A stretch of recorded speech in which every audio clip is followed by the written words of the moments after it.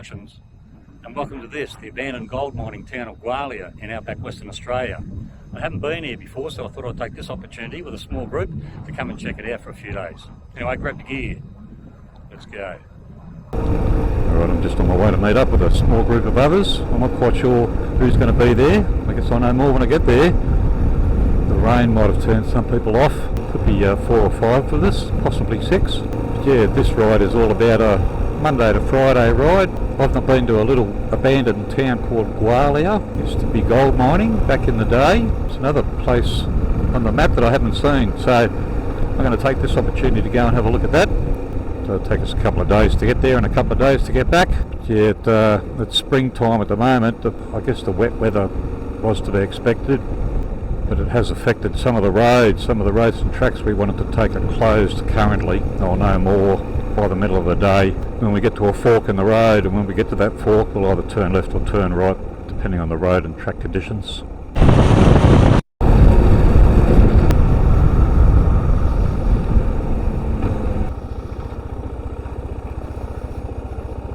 Well, maybe I'm early. I hope I'm early, otherwise I could be very lonely. Alright, got 6 riders.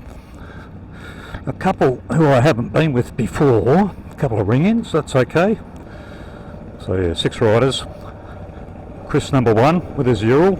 Chris number 2, that guy, he's only here for the day. He'll be back in Perth today. Rider I haven't been with, he's from interstate, right by the name of Bob. He's making his way back home, over east. And he's going to peel off at some stage. Broken leg Tom.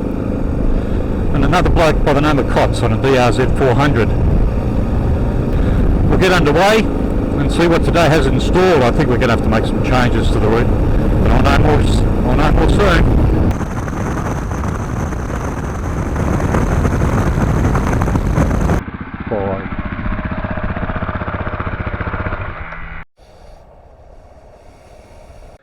I just pulled over, first stop for the day, just to check the load, walk around the bikes, make sure everything's alright. Look at that, just a bunch of blokes doing blokey things.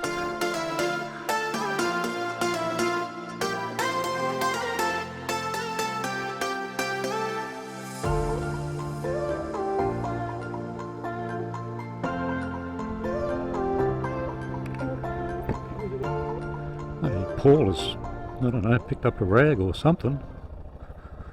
It's wrapped around his drive sprocket. No, it's not. Well, I don't remember seeing anything on the road. Yeah, here. They're all gravel roads east of here. I have checked with the local shires and all the roads are open, which is a good thing. That means we don't have to make any changes to our route. So we'll get fuel. Everybody's going to have to refuel here. The next fuel stop isn't for 350 kilometres, and that'll be sometime tomorrow. So everybody's going to have to refuel. We'll get a bite to eat at the bakery. Chris, number 2, he will turn around and head back to Perth. He's got to be back in Perth for something he's got on later this week, and the remaining 5 of us will continue heading east towards a bush camp, a camp called the Breakaways.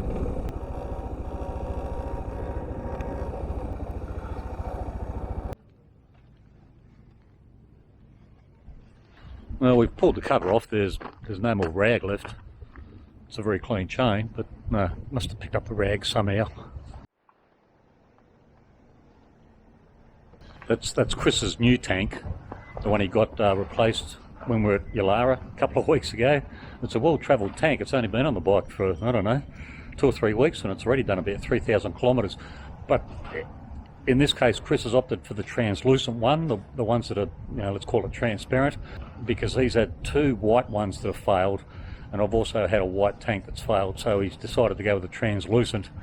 He's decided to go with the translucent one because they don't have a history of cracking. And we're going to leave Hyden now and head to the Breakaways. It's about, I don't know, call it 2 hours of riding, about 150 k's. Yeah, from here Chris is going to head back to Perth. He'll probably get there just before last light, I think. Sunset is around, I don't know, 10 to 6. So we'll have heaps of daylight. By the time we get to the bush camp, we'll have heaps of daylight to set up, I think.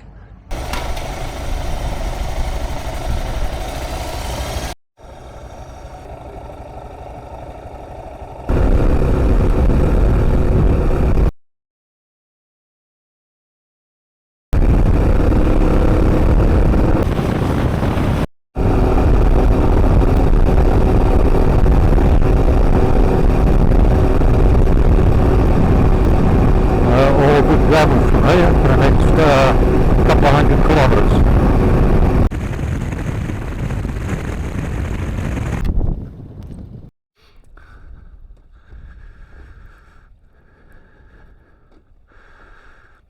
This is a thing called the Holland Track. It was used by those blokes seeking their fortune in the goldfields. They would get off the boat at Albany and they would walk to the goldfields rather than make their way to Perth and then head east. So them and all their possessions probably in a wheelbarrow, and the track was closed for many years, but it was reopened by the Land Cruiser Club of WA. It's primarily only suitable for four-wheel drives now. It's rough going on a motorbike, too many slappy sticks, twin track, some big wet holes during winter time. But yeah, one of the blokes on this trip hasn't been along this stretch of road, so I just wanted to point it out, because most people here in WA would have heard of the Holland Track, but may not have seen it.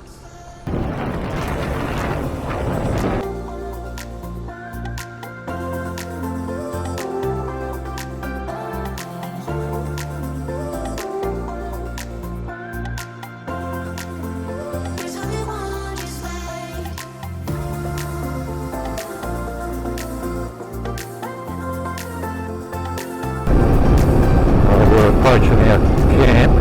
It's got a place called the Breakaways. It's a recognised campsite. It's got some facilities there, although we won't be utilising them. Oh, that's not it. Chris has got it marked on his GPS because I have sailed past it before. There is a signpost there, but it had been removed some time back. Oh, there's the sign there. Breakaways, and you can see a change in the real estate. Just wait here until we gather the rest. 1, 2, 3, 4, 5, that's all of us, because as I said, there are some facilities here, but we won't be using them because everybody else camps there and it'll be devoid of firewood. We'll camp alongside the salt lake. There are some information boards here on the geology of the place, and if some of these blokes want to check that out, that's all within walking distance. That's what they want to do. Yeah, see, there's people down there already. The attraction is the long drop dunny, but most of us are just happy to dig a hole. Chris is going to pull over and let me pass, I think.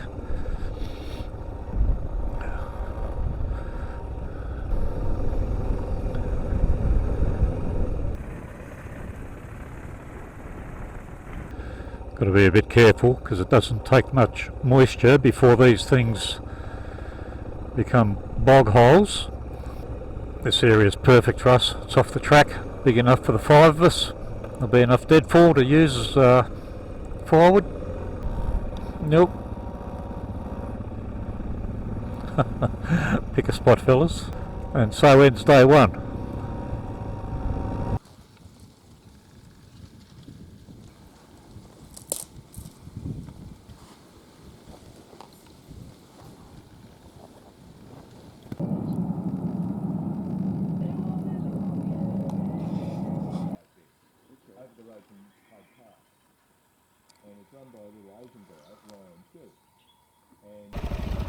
Right, morning of day 2. I'm carrying another heavy load. Bloody tyres. I ordered a new tyre online, a new tyre and tube, weeks ago. I've got the tube. Bloody tyre never arrived. So I've had to leave home on a worn tyre, but I've taken an old run out of the shed. I'll carry that as a spare. The trip's 2,000 k's or a little less, but I wasn't sure whether that tyre fitted to the bike was going to make it, so I'll carry the spare. If I need it, I'll use it. If not, then that's okay too. So yeah, morning of day 2. We'll make our way back to the Hyden to Norseman Road. Bob, one of the riders here, he's from over east, and he's decided to leave us later on this morning. We're going to get to a point and we'll turn left and he'll just keep going. He's been on a long trip, covered a lot of distance, and yeah, he's going to start making his way back home towards Newcastle now. And then we'll be down to 4. So yeah, from here, get on the Hyden and Norseman Road. We'll follow it for about 60 k's. We'll have a look at Lake Johnson, only because Paul hasn't been on this road, he hasn't seen it, so we'll go to Lake Johnson, have a look, and and make our way up the Victoria Rocks Road towards Coolgardie for fuel. I don't know where we're going to end up tonight, doesn't really matter, no destination in mind.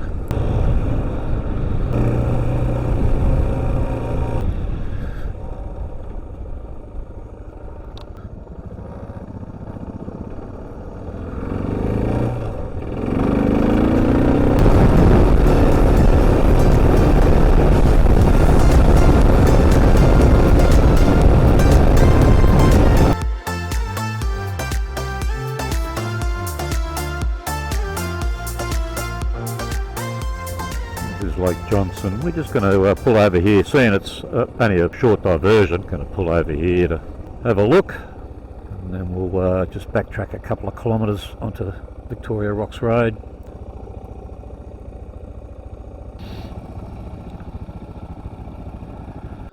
Right, Bob, this guy, he's leaving us here. He's going to head towards Norseman, and we'll go back a couple of kilometres and head up the Victoria Rocks Road towards Coolgardie. So yeah, now down to 4. They're dropping like flies.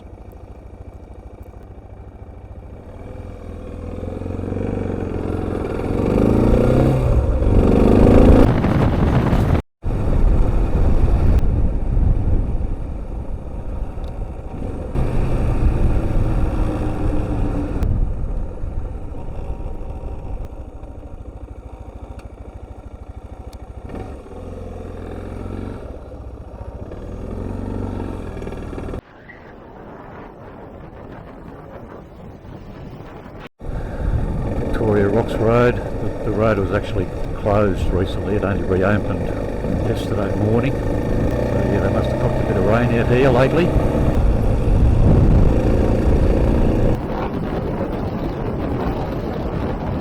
This is the eastern edge of the Holland Track. This is where it joins Victoria Rocks Road. It's a tough track. I did it on the 1200, and it was that particular trip that made me realise I can't keep doing that sort of stuff on a bike as big as that, and that's why I ended up buying a smaller bike. Yeah, tough trip. The vegetation and the landscape keeps changing.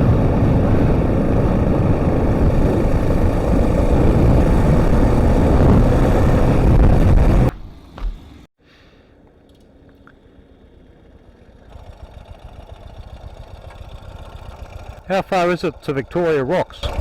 Probably past that. I thought so. Okay, in that case, 5-minute break. We'll get some fuel and food here, have an early lunch before we continue heading from here. We head sort of northish towards Menzies. Menzies is the next fuel stop. There's a couple of things to see and do along the way.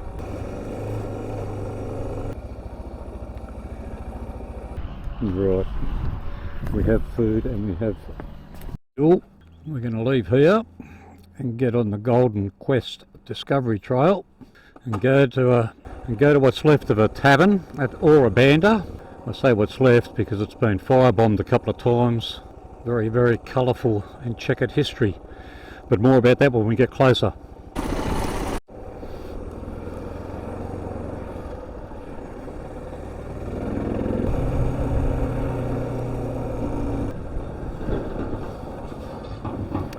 ...965 kilometres.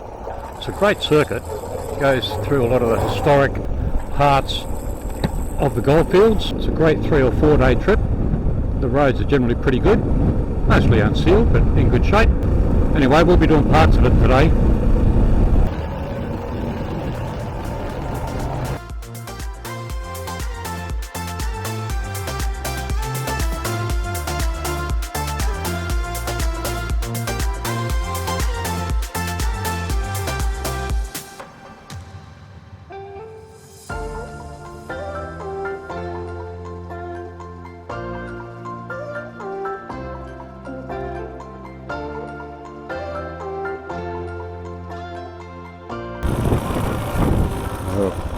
Ora Banda.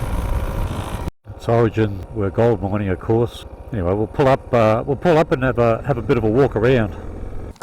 Yeah, welcome to Ora Banda. As I said before, very, very colourful history. This particular tavern. There was a detective called Don Hancock who grew up around this area. He joined the police force, became a detective, was a career copper. Anyway, when he retired, he came back to this area and he bought the tavern here as a retirement plan or whatever. Anyway, one evening there was a group of bikers and they were getting a little bit out of hand. They were told to get out and they were camping, I think, somewhere down there. Anyway, later that evening, sitting around the campfire, a lone sniper's bullet rang out and one of them was shot and killed. And they never proved who pulled the trigger, but people had their suspicions. Anyway, a couple of years later, the tavern was firebombed, and it was shortly after that Don Hancock, in fact, was killed by a car bomb coming back from the races. They eventually pinned somebody for the murder of Hancock, but they never did find who squeezed the trigger and killed the biker.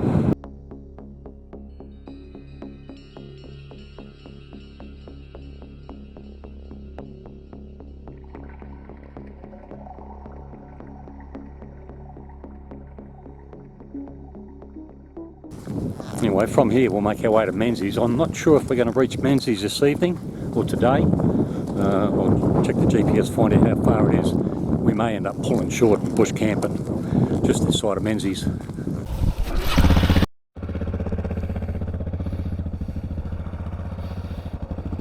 Alright, we'll keep heading towards Menzies.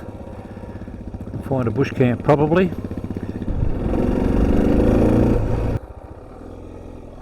I think I've taken a wrong turn, because that sign there says Siberia. I must have turned left instead of right.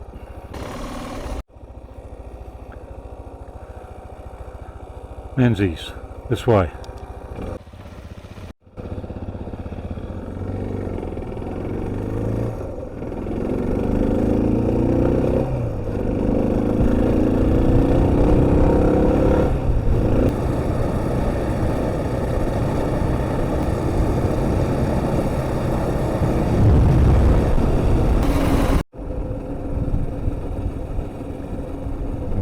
Menzies, so we've made better time than we expected, so we're just going to keep sailing through. We're not even going to refuel. The next refuel for us can be Leonora, which is only about 100 kilometres up the road, so between all of us we've got enough fuel to get us there. So we'll keep heading north, just wait for these guys. We'll keep heading north for 40 kilometres on the blacktop, and then we'll turn off towards Kukaini.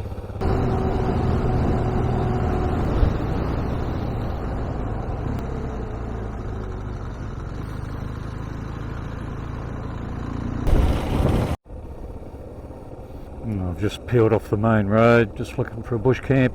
There won't be much traffic on that road. I don't think we have to go too far in. I reckon this area here will do.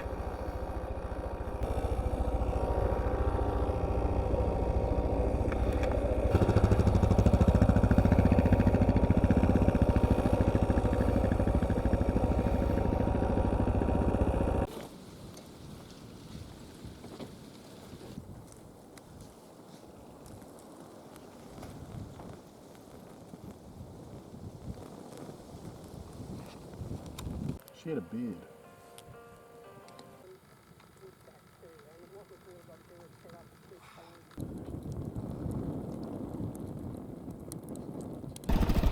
Alright, morning of day 3. Today will be the highlight for me personally, because I get to see Gwalia, an old abandoned gold mine town, and that was the whole purpose of this visit, or this trip rather. So yeah, that'll be just before noon. We'll spend a couple of hours there. Just crawling over the place. We're probably on schedule, I would think. We'll do another bush camp later today. Just checking my sight, make sure I've left nothing behind.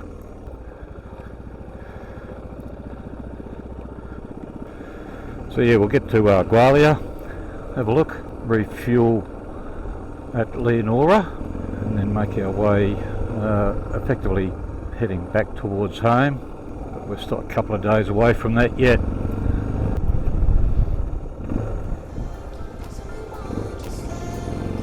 Oh, I've lost them all.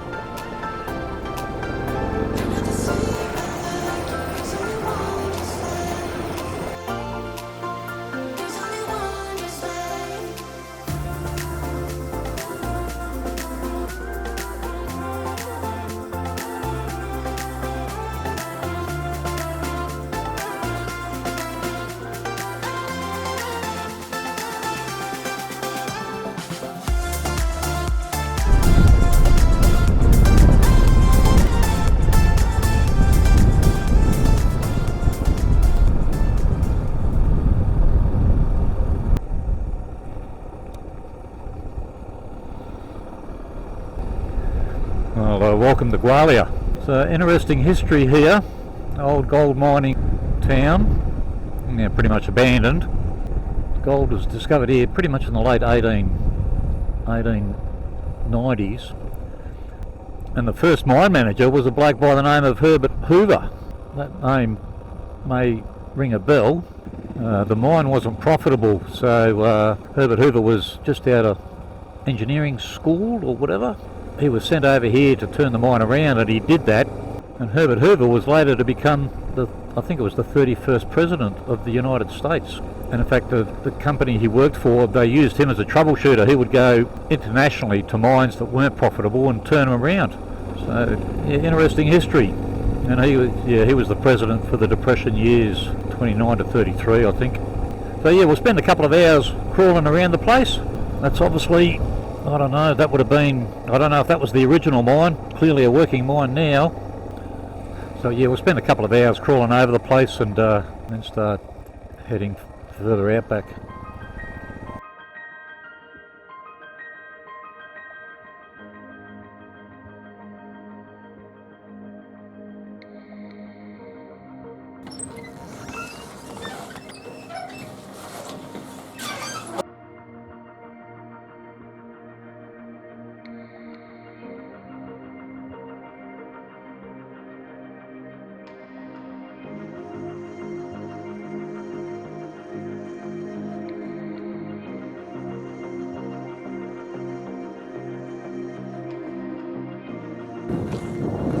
I always marvel at what our pioneers went through, the hardship they would have experienced. And it's one thing for the blokes, but you've got to think of the wives and the kids. It must have been a tough existence.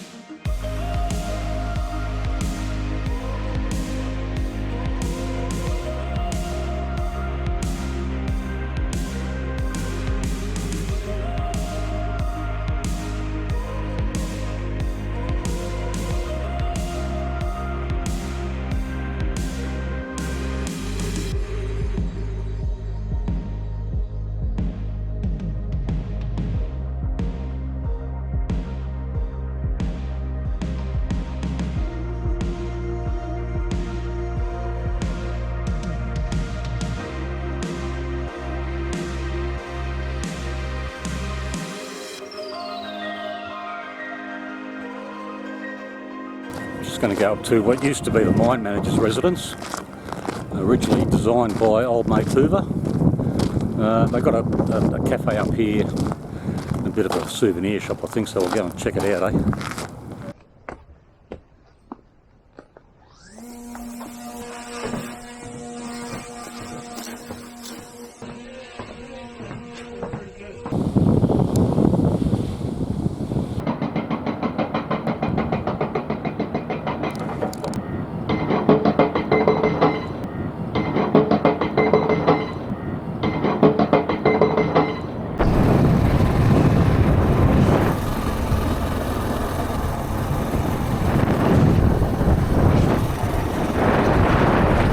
We're here at Leonora. Tonight's skimpy is Jenna. Love your work, love your work. As I said, we're at Leonora. We've been to Gwalia, had a look. Morale within the camp here is pretty high, I think. Time to stop and smell the roses and stuff. We've got about 3 hours of riding now. We'll head towards Leinster, through the bush, back roads, and then look for a bush camp somewhere.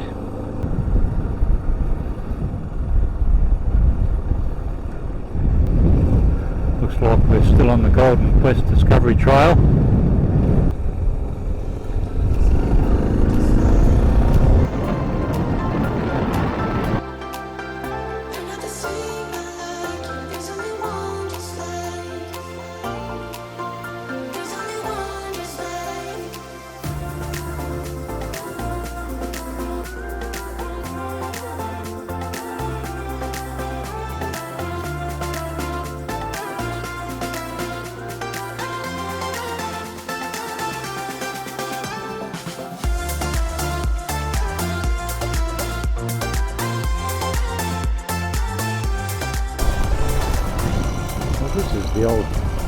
township of Agnew, another abandoned gold town. I was here a few years ago and there was actually signs of life. The old general store and a few other bits and pieces, but that's all gone now. Nothing left. There's a huge mine operation taking place out the back here. Nothing left. This is the old battery here, where the rock was crushed. That's all that's left now. Gosh.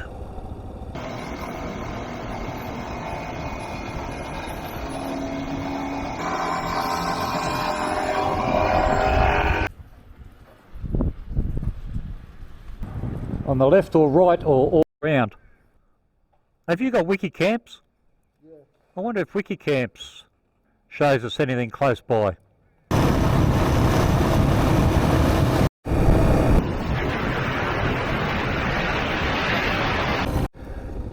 Well, Tom and I have swapped places. We're looking for a bush camp. It's a bit hard here because both sides of the roads have got fence lines along them. But anyway, Tom took the lead because he had a track marked on his GPS that I didn't have. So no, doesn't look like. My guess is he's come to a gate. Yeah, that's all right. We've still got heaps of daylight. No, more fence line, and it might come to that we just end up camping alongside the fence line. It's not exactly a deal breaker. Oh, I think we'll just cut our losses and pull up here. It'll be along the fence line, but that's all right. We're far enough off the road not to interfere with anybody. Yeah, this will be all right.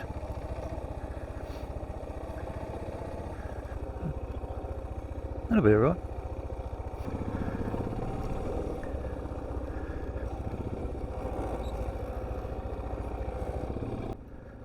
Yeah, this will be alright, Tom. Yeah, no worries.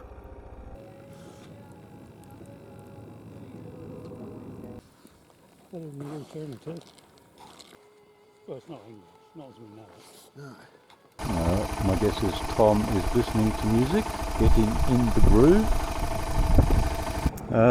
Morning of day 4. Bit of a restless night last night, being so close to that road. Mining operations, of course, run 24 hours a day, so constant stream of trucks. That was a bit of a mistake parking here, but we didn't have too many options, and that's okay. That's okay. Yeah, from here, a little bit of dirt, hopefully getting us to Sandstone. Refuel, cup of coffee, maybe something to eat, and start heading towards a place called Payne's Find. Just another day at the office, really.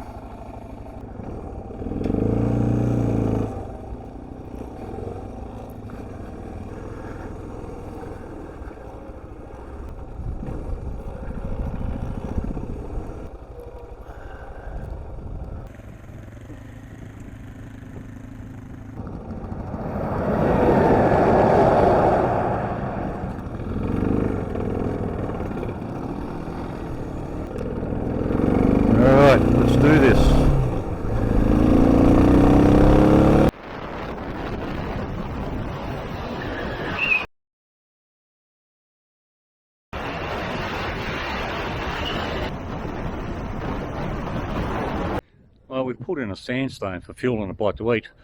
Chris has done himself a bit of an injury, soft tissue injury to his back while he was packing up this morning, so he's going to blacktop it. He's going to meet us at Payne's Find in a few hours' time. He's going to blacktop it to there, and we'll get together in a few hours' time and just see how he's travelling and then decide from there which way we go. It's probably better that he stick to the blacktop for now, I think.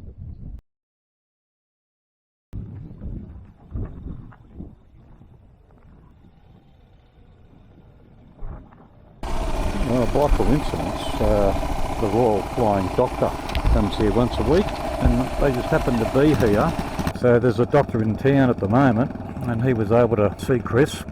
They gave him some painkillers, so he'd be a little bit dosed up now, I guess. But, yeah, I'm sure a lot of us have experienced back pain before. It's no fun. The suspension on that Ural is not great, but he should be alright on the blacktop, I think. Just could be a little bit uncomfortable for him. Anyway, we'll make tracks from here to Payne's Find, or dirt, 236 kilometres, and we'll get there about 2 p.m. and he'll pull up hopefully about an hour later.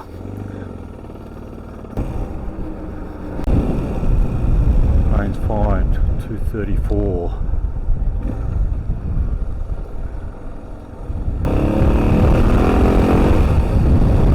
Sandstone, yep, all the roads are open.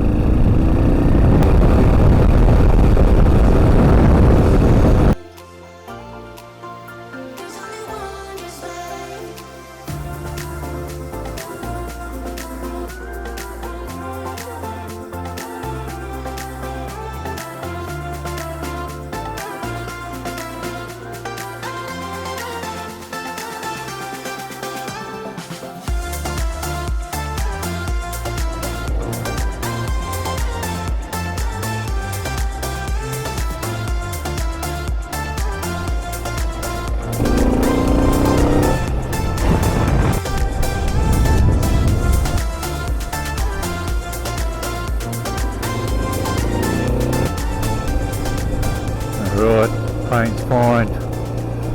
We're probably about an hour in front of Chris, I think. So we'll pull up, get a coffee and a bite to eat, and just wait, I guess. We've set a limit of 3 p.m. and then we need to start continuing heading south. So we'll wait, maybe make a couple of calls. He should have a signal along most of Great Northern Highway, I think. All right. Chris has rejoined the group. He pulled up about half an hour after us. He's taken a handful of painkillers, and he seems to think that he should be okay on Maruba Road. Although he did say that if he experiences any discomfort, he'll just turn around, and that's okay. Tom's going to leave from here. He knows a fairly good campsite, 80 kilometres in, so it's about an hour's worth of riding. Joel, and that. Timing is good. It'll be time to pull up by then anyway.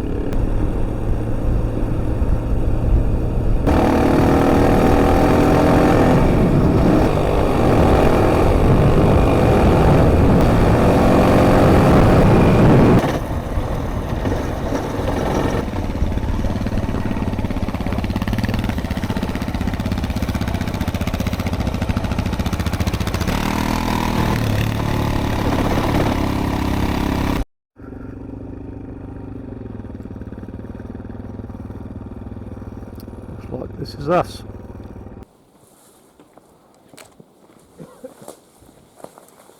Where's the wind blowing from? It's blowing.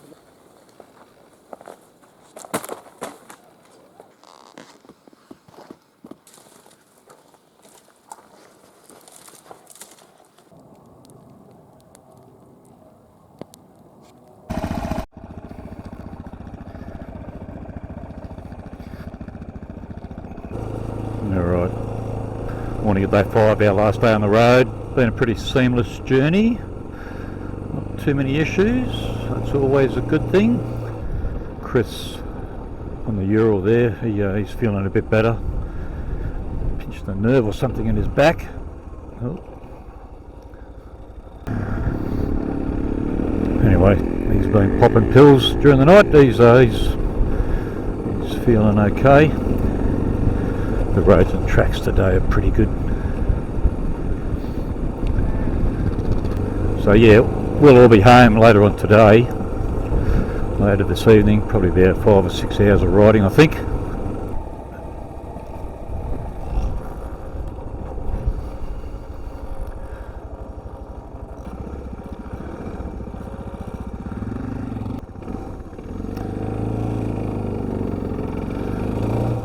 Anyway, as I said, we'll be home later on today, and I wouldn't expect too much to go wrong.